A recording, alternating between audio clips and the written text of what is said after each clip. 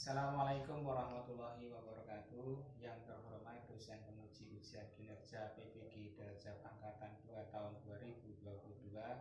Perkenalkan, nama saya Gunawan Yaswanto SPD. Saya guru MTSN Negeri 3 Wonogiri, Kecamatan Purwantoro, Kabupaten Wonogiri, Provinsi Jawa Tengah. Pada kesempatan hari ini, Selasa 13 Desember tahun 2022, saya akan melaksanakan kegiatan praktek pembelajaran untuk memenuhi ujian kinerja PPG Daljab Angkatan 2 tahun 2022 dengan mengambil tema Pancasila, materi keberagaman suku, agama, ras, dan antar golongan dalam bingkai Bhinneka Tunggal Ika di kelas 7.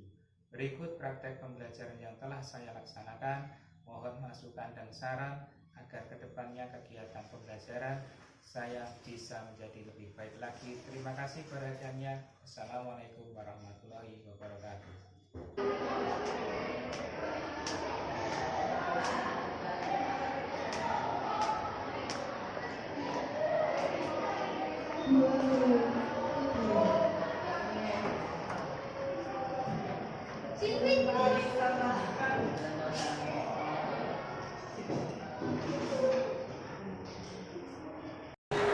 Bismillahirrahmanirrahim. Assalamualaikum warahmatullahi wabarakatuh. Waalaikumsalam warahmatullahi wabarakatuh. Selamat pagi anak-anak. Pagi. Luar biasa, tetap semangat. Alhamdulillah. Bagaimana kabar kalian hari ini? Alhamdulillah, luar biasa, tetap semangat. Baiklah anak-anak, kita berjumpa lagi dengan saya Pak Gunawan dengan mengajar mapel apa? Nah, sebelum pembelajaran kita mulai, anak-anak hari ini saya mau absen dulu ya.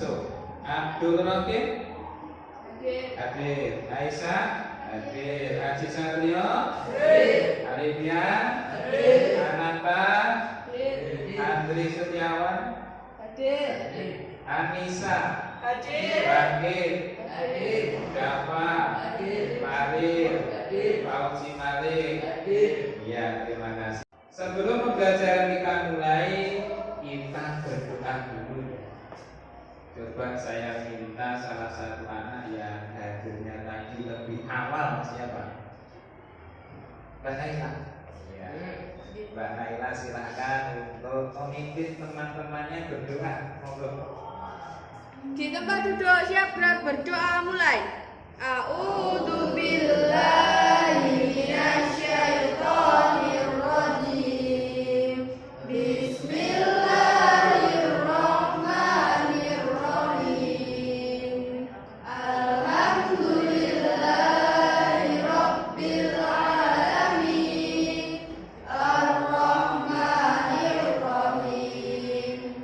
Maliki yaumiddin. Iyyaka na'budu wa iyyaka nasta'in. Ihdinas siratal mustaqim.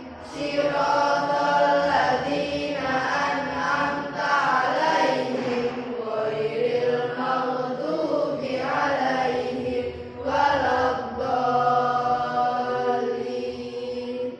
Amin. Mengubah rasa nasionalisme terhadap bangsa Indonesia, kita nyanyi bersama-sama dulu, yaitu Garuda Pancasila. Ya, silakan kalian untuk berdiri semuanya dengan sikap tegap. Ya.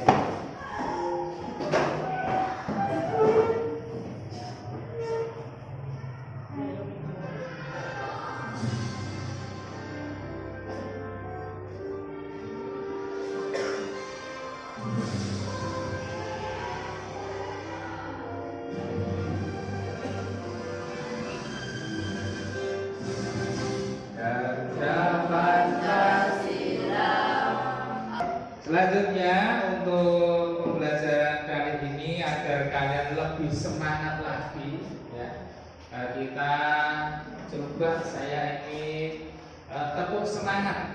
Masih ingat tepuk semangat? Masih. Ya, masih ingat. Coba tepuk semangat.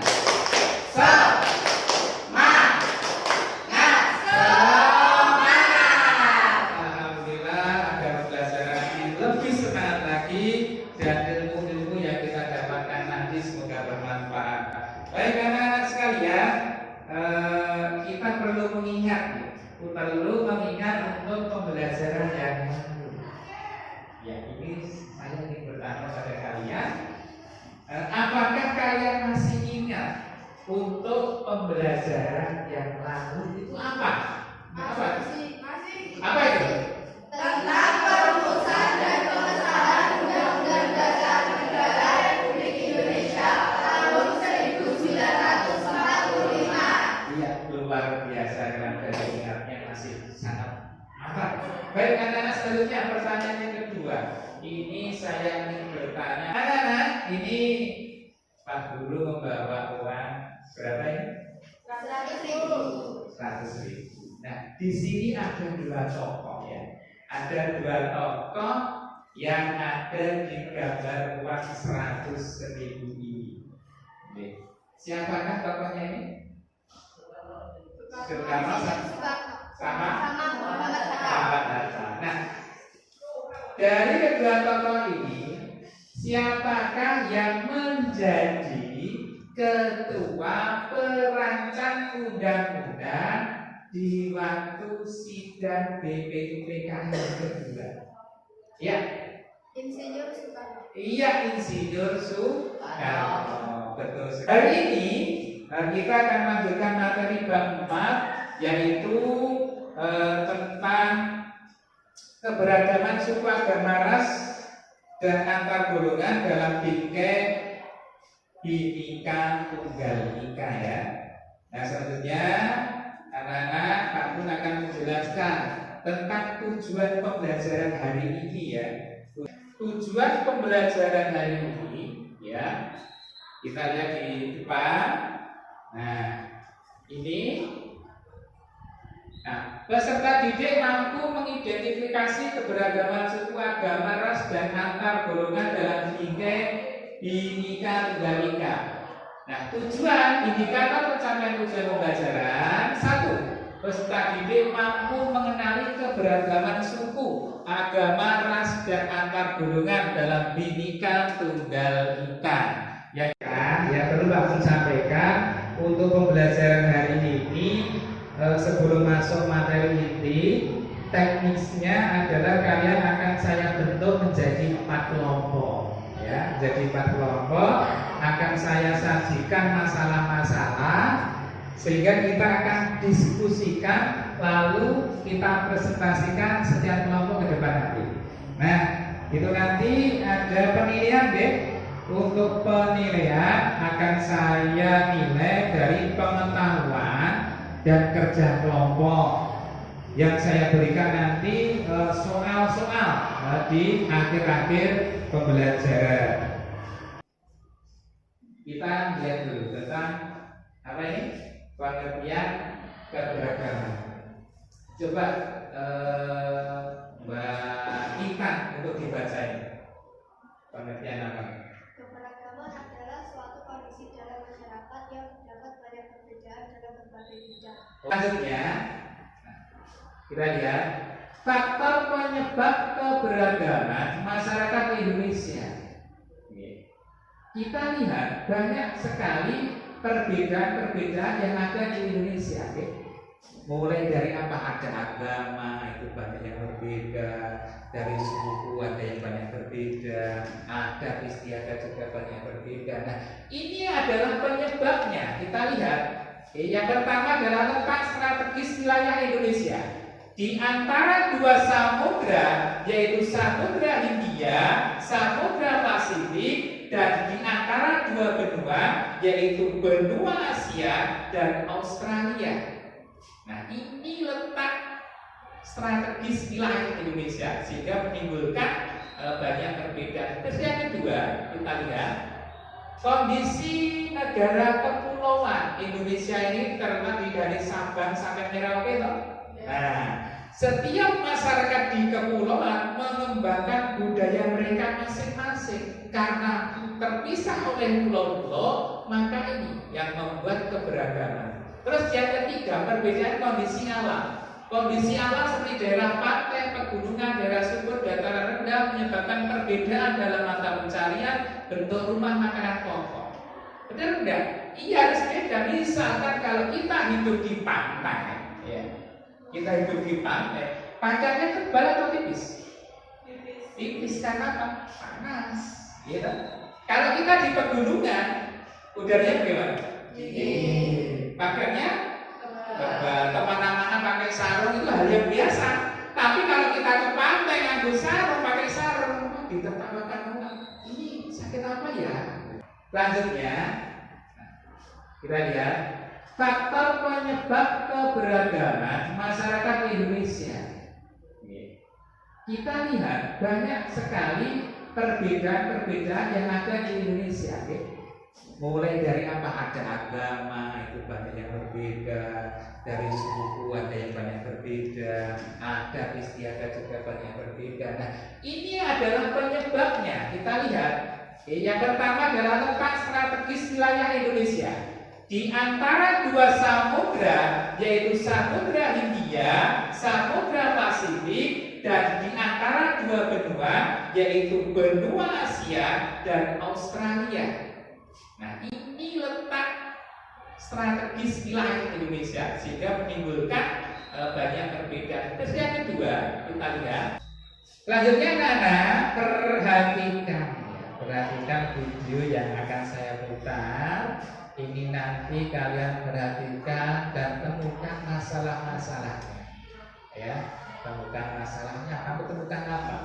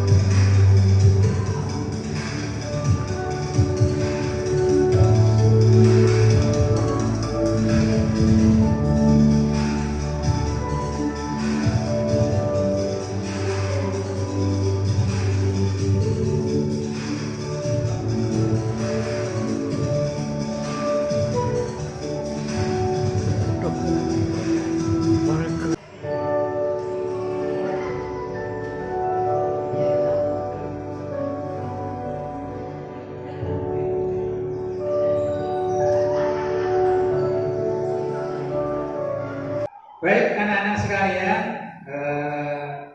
tadi sudah kalian lihat beberapa menit tentang video tadi.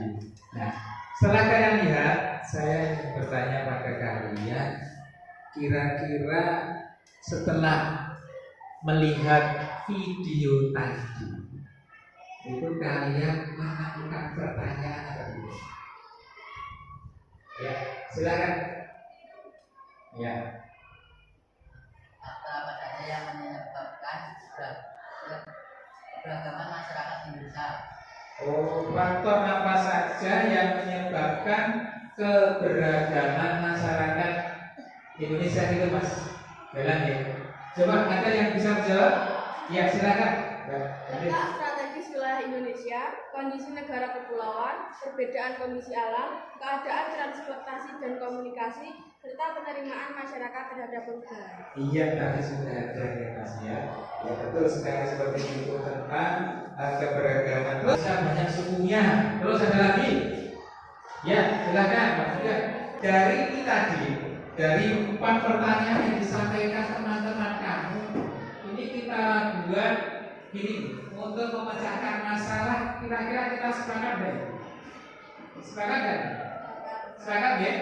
Ya, kita nanti untuk membahas pertanyaan-pertanyaan dari teman-teman tadi, kita buat kelompok agar kita tahu kenapa Indonesia beragam agamanya, kenapa Indonesia ini beragam adat istiadatnya, kenapa Indonesia ini beragam rasnya, seperti itu. Nah, baik, untuk selanjutnya kita bagi menjadi 4 kelompok ya.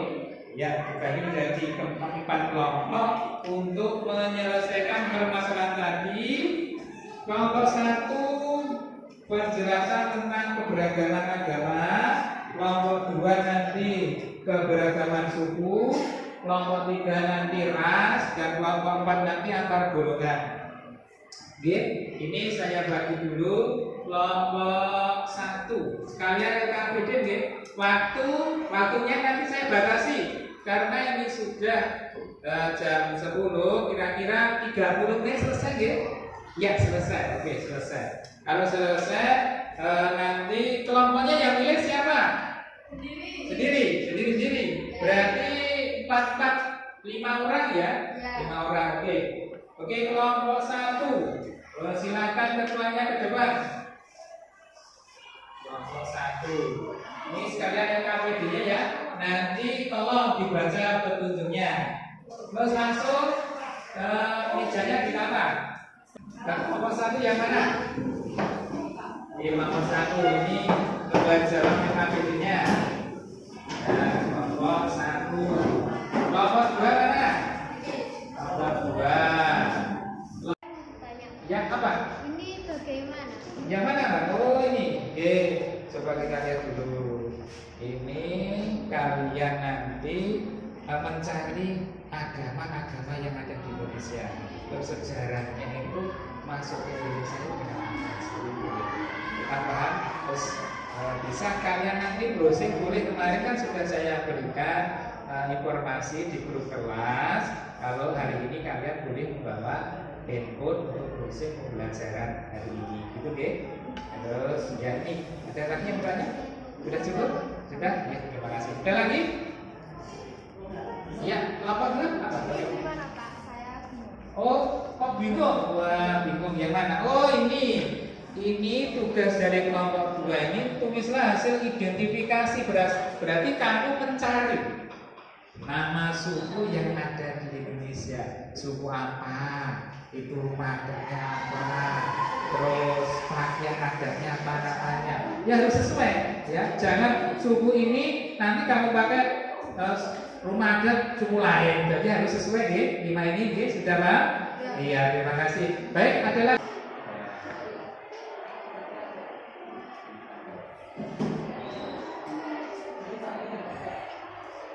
Ini kelompok 1 ya?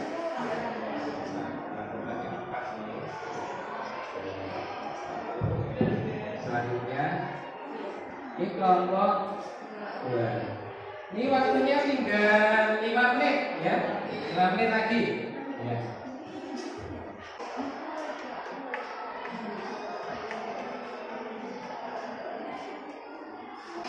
Ya, sudah selesai ya? Sudah? Sudah selesai? Sudah. Bapak sudah ya? Oke, sudah. Ya, Bapak sudah.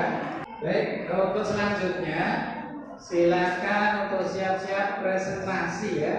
Hasil yang kalian kerjakan tentang permasalahan keempat tadi, tentang keberagaman agama, penjelasannya bagaimana, keberagaman rasnya, penjelasannya bagaimana.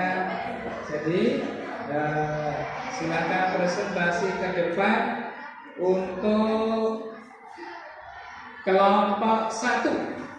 Ya. Assalamualaikum warahmatullahi wabarakatuh.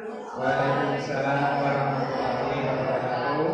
Kami dari kelompok 1 akan mempresentasikan dari hasil tugas kelompok.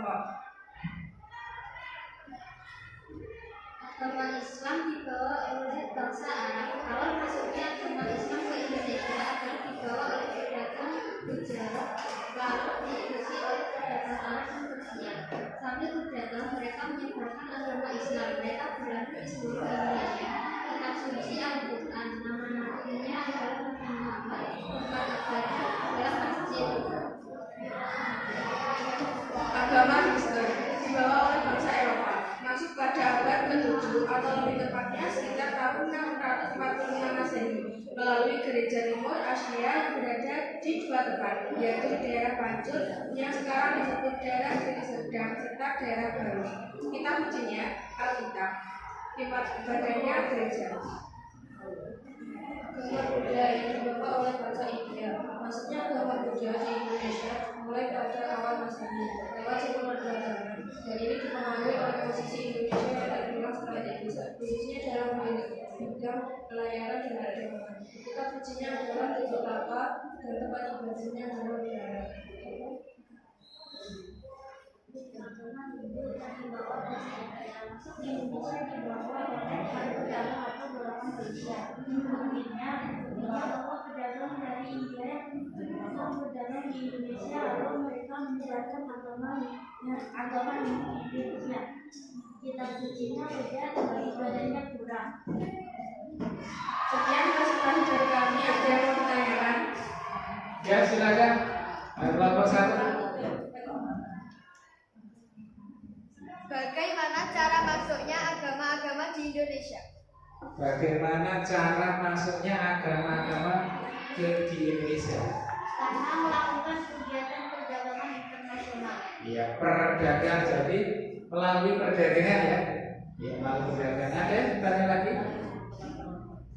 Apa daya tarik para pedagang bangsa Eropa datang ke Indonesia? Apa daya tariknya? Karena Indonesia kaya akan rempah. Iya, kaya akan rempah. Memang benar, karena Indonesia itu memang kaya rempah-rempah. Ada lagi? Cukup? Iya, kita apresiasi untuk kelompok 1. Tepuk tangan. Ya, terima kasih kelompok 1. Wassalamualaikum warahmatullahi wabarakatuh. Waalaikumsalam warahmatullahi wabarakatuh. Kelompok 2 silakan. Assalamualaikum warahmatullahi wabarakatuh. Waalaikumsalam warahmatullahi wabarakatuh. Kami dari kelompok 2 yang diketuai oleh Salsabila Syahidatul Syifa dan beranggotakan Syafa Nikitasari, Intan Nuraini dan Bala Murdianto ingin mempresentasikan hasil diskusi dari kelompok kami. Satu suku nama suku Asmat, suku Bugis, suku Bali.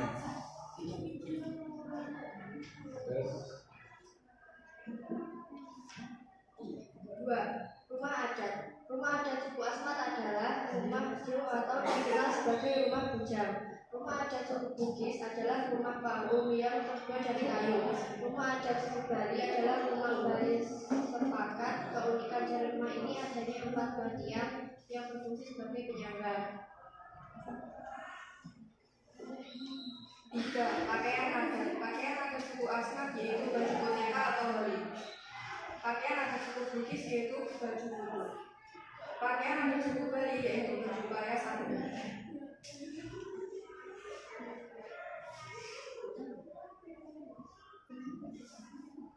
Bahasa adat. Bahasa adat suku Asmat adalah Asmat Sawah, Asmat Bersulut, Asmat Safar, dan Asmat Siram. Bahasa adat suku Bugis adalah bahasa Austronesia. Dan bahasa suku Bali adalah bahasa Bali Aga atau Bali Mula. Baik, sudah? Ya. Tarian adat dari suku Asmat adalah tari tibe. Tarian adat suku Bugis adalah tari manimbong. Tarian adat suku Bali adalah tari kecak. Sebelum presentasi kami akhiri, sebelumnya adakah yang ingin ditanyakan? Ya, silakan. Oh, ada yang bertanya. Ya, silakan. Intan dari kelompok 1. Apa ciri yang mendasar yang membedakan suku bangsa satu dengan lainnya? Iya, apa ciri yang mendasar yang membedakan suku bangsa satu dengan lainnya? Silakan dijawab. Ciri-ciri mendasar yang membedakan suku bangsa satu dengan lainnya antara lain pembahasan daerah, adat istiadat, sistem keterlambatan, kesenian daerah, daerah, dan bahasa. Ya. Terus ada yang bertanya lagi?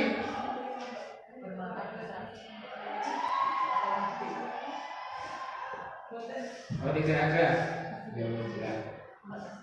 Jika tidak ada yang ingin ditanyakan, kurang lebihnya mohon maaf. Sekian dari kami. Wassalamualaikum warahmatullahi wabarakatuh. Waalaikumsalam warahmatullahi wabarakatuh. Ya, terima kasih untuk kelompok 2, tepuk tangan.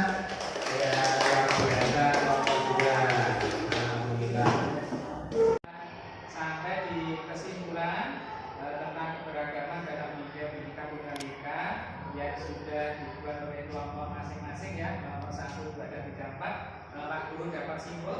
Yang pertama yaitu keberagaman merupakan kekayaan budaya bangsa yang bermanfaat baik secara ekonomi, pengembangan pengetahuan dan ilmu pengetahuan serta kreativitas dan inovasi.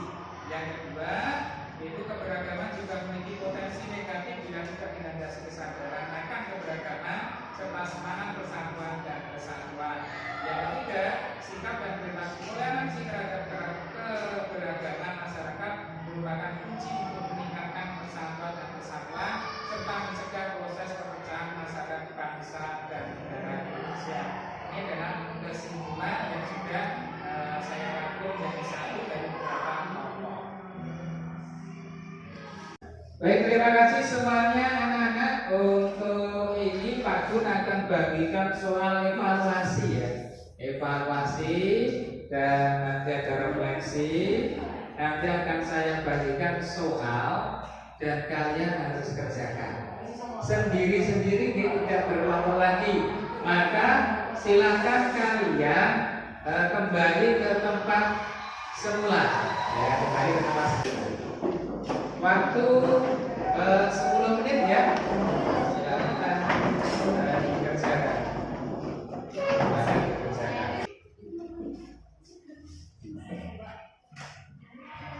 Waktunya 10 menit ya.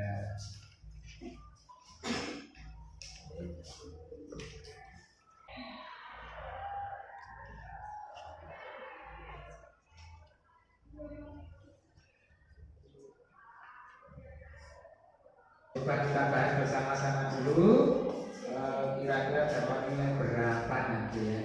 Oke, nomor 1 ya. Nomor 1 tolong Mbak Karisma untuk membaca soalnya dan jawabannya. Semboyan Bhinneka Tunggal Ika memiliki makna walaupun beraneka ragam. A. Suku, bangsa, agama, ras, dan antar golongan, tetapi tetap satu kesatuan. Jawaban nomor 1 kan? Iya benar.